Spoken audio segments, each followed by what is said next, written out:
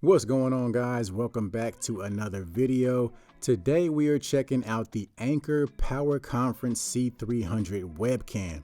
So as you guys know, Zoom calls and online business meetings have pretty much become the norm. And let's be honest, built-in cameras that you get with laptops and computers are not all that great. So with the PowerConf C300, you're getting 1080p resolution with up to 60 frames per second. You're getting 115 degrees field of view, which is going to be super helpful if you have multiple people that you're trying to keep in frame. You're getting 2 built-in microphones as well as face tracking and auto framing technology. So here we have the camera. As you can see, a very nice clean setup. You have the mounting clip there on the bottom. And the cool thing is you can mount this on a laptop. You can set it on top of a desktop, and you can even mount it on a tripod. So if you want to install the security cover, all you have to do is remove the adhesive plastic and then go ahead and line it up on the camera.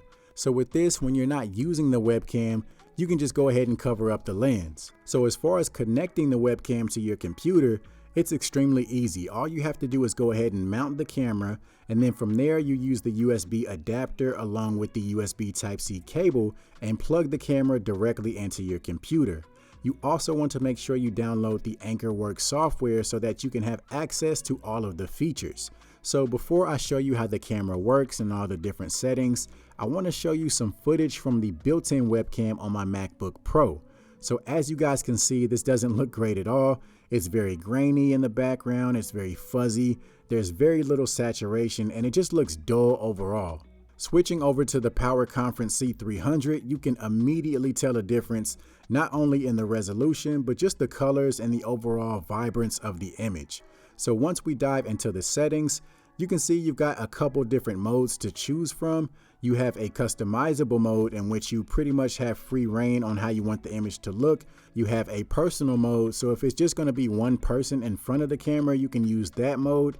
You have a streaming mode, so if you do a lot of live streaming, I believe this setup gives you the fastest autofocus settings. And then you have a meeting mode, which is going to give you a wider field of view, just in case you're trying to get more than one person in the frame. So if we go back into the customizable mode, that's where we can set everything ourselves. So we can choose our resolution, our frame rate. You can choose your field of view. So if you need a more narrow field of view or a more wide field of view, you have those options. You also have an auto frame option in which the camera basically detects what's in the frame and sets the field of view for you. And then you have a solo frame option, and this is where you get the face tracking ability. So if you go ahead and select that, once you move from left to right, the camera is going to follow you to make sure that you stay in frame.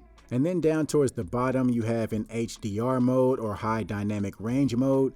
So this is basically going to give you an image with plenty of contrast.